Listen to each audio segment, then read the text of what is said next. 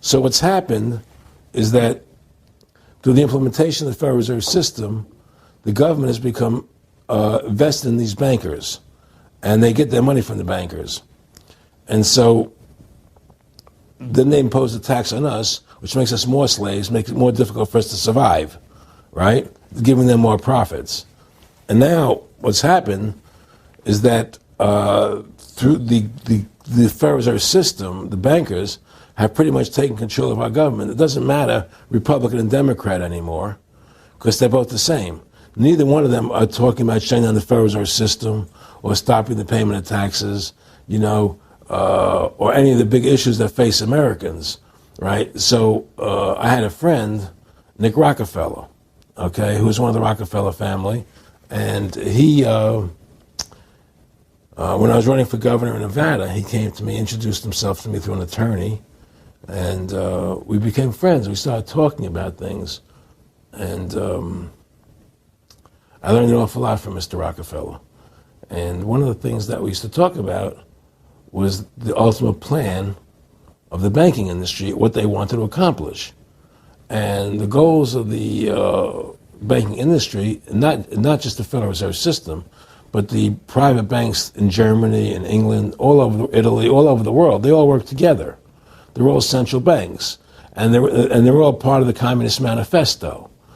Central banking is one of the major planks of the Communist Manifesto. We talk about America being a capitalistic country, but yet at the same time we have a central bank that plans everything for us, right? And the graduated income tax is another plank of the Communist Manifesto, right? So right there you have two major planks of the Communist Manifesto that have been brought in because of the Federal Reserve System, okay? So the ultimate goal that these people have in mind is the goal to create a one-world government run by the banking industry, run by the bankers, and they're doing it in sections. The European currency, the euro, and the European Constitution is one part of it. Now they're trying to do it in America with the North American Union, right? And they want to create a new currency called the Amero, right? And the whole agenda is to create a one-world government where everybody has an RFID chip implanted in them. All money is to be in those chips, right? There'll be no more cash. And this is getting me straight from Rockefeller himself. This is what they want to accomplish. And all money will be in your chips.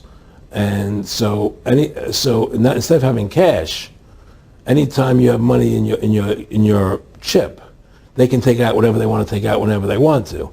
If they say you owe us this much money in taxes, they just deduct it out of your chip digitally. Total control. Total control. And if you're like me or you, and you're protesting what they're doing, they can just turn off your chip. And you have nothing. You can't buy food. You can't do anything. It's total control of the people. And that chip's connected to a database that has your purchasing records, what you do, what you sell. Everything is in there, And so they want a one-world government controlled by them, everybody being chipped, all your money in those chips, and they control the chips, and they control people, and you become a slave. You become a serf to these people. That's their goal. That's their intentions. Eric, could you be specific about when you met Rockefeller, how it happened in these discussions?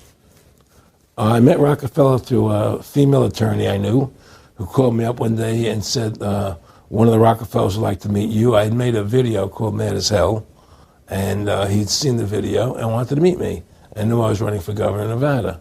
So sure, I'd love to meet him. And I met him, and I liked him, and he was a very, very smart man.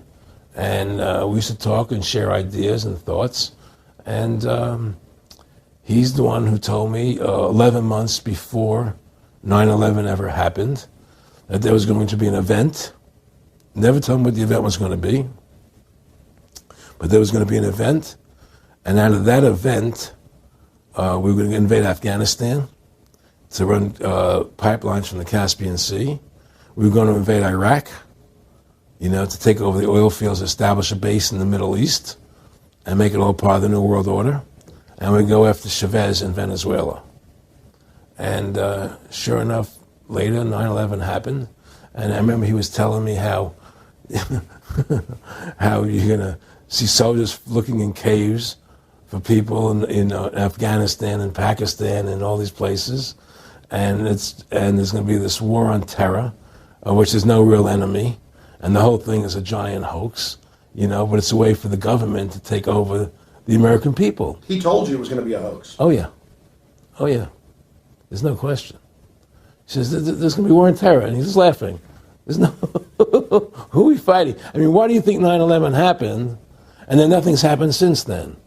Do you think that our security is so great here that these people who pulled off 9/11, who were able to, can't knock down another plane? Come on, it's ridiculous. 9/11 was done by people in our own government and our own banking system to perpetuate the fear of the American people into subordinating themselves to anything the government wants them to do. That's what it's about, and to create this war, this endless war on terror. And that's why and that was the first lie. And the next lie was going into Iraq, to get Saddam Hussein out with his weapons of mass destruction. That was the next lie. Now, specifically, this was a little over 6 years ago.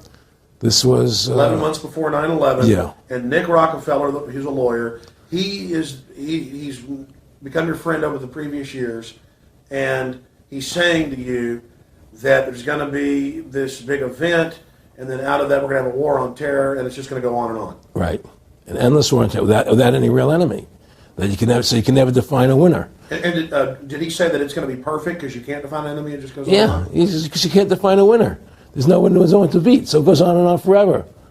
And they can do whatever they want. They scared the hell out of the American public. Look, this whole war on terror is a fraud. It's a farce. It's very difficult to say it out loud because people are intimidated against saying it. Because if you say it, they want to make you into a nutcase. But the truth has to come out. That's why I'm doing this interview. The fact of the matter happens to be that the whole war on terror is a fraud. It's a farce. Yeah, there's a war going on in Iraq because we invaded Iraq. And people are over there fighting, But the war on terror, it's a joke, And until we discover what really happened on 9/11 and who was responsible for 9/11, because that's where the war on terror emanates from. That's where it comes from. It was 9/11 that allowed this war on terror to begin. And until we get to the bottom root of 9/11, the truth of 9/11, we'll never know about the war on terror. Aaron, you said that he was, and I think it's important, and I know this about the Rockefellers from Dr. Dennis Cuddy and many others who literally, you'll be 20 years old in a lunch line at college, and no, it was David Rockefeller. And here's here. They're experts at recruiting and getting what they call players, and that clearly he was. I want to make it specific and just get you to reiterate what you said last night about you got 30% of the vote. You were having an effect. You made mad as hell. They knew that you'd started the Constitution Party. Yeah. They knew that you were somebody who was taking action and getting things done. You'd already made some big films, had a lot of other successes. Right. So they were trying to recruit you, and didn't it come down to the point of, hey, we are here to recruit you, and don't worry, your chip's going to say, don't mess with us. This guy's don't touch. Yeah, yes, that did happen. I was definitely being recruited, but it's more subtle than that. Well, in your words, just go through the process, and then what he said. Well, what it is remember, we were friends, and he used to come to my house a lot. We'd have dinner, we'd talk, and he'd tell me about business investments, how you get involved in, or they would help me with this business investment or that business investment.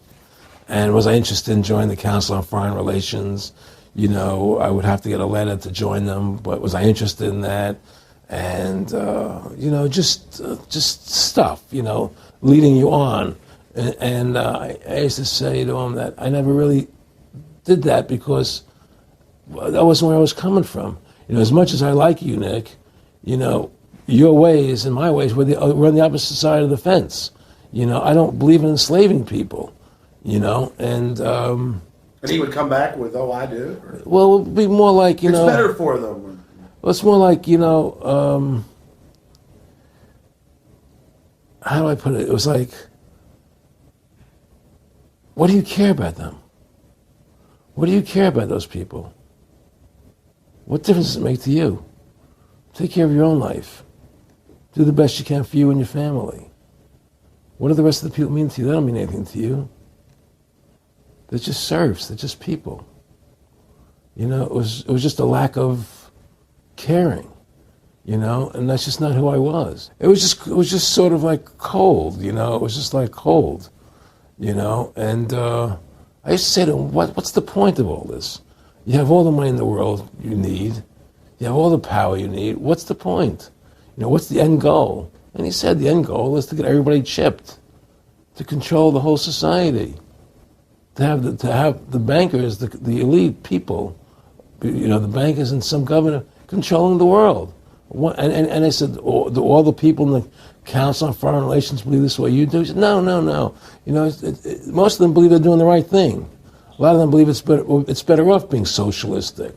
You know, we have to convince people that socialism is really capitalism. Because America's becoming a socialist country. It's a communist country today. Well, one of the things they told me was that he was at the house one night, and he would talk, and he started laughing. He said, Aaron, what do you think women's liberation was about? And I said, I had pretty conventional thinking about it at that point. I said, I think it's about women having the right to work, getting equal pay with men, just like they won the right to vote, you know? And he started to laugh. He said, you're an idiot. And I said, why am I an idiot? He said, let me tell you what that was about. We, the Rockefellers, funded that. We funded women's lib, you know? And we're the ones who got all over the newspapers and television, the Rockefeller Foundation. He says, and you want to know why? He says, there were two primary reasons. And one reason was we couldn't tax half the population before women's lib. And the second reason was, now we get the kids in school at an early age. We can indoctrinate the kids how to think. It breaks up the family. The kids start looking at the state as the family, as the school, as the officials, as their family, not as the parents teaching them. And so those are the two primary reasons for women's lib, which I thought up to that point was a noble thing. You know, when I saw their intentions behind it, where they were coming from when they created it, the thought of it, I saw the evil behind what I thought was a noble venture.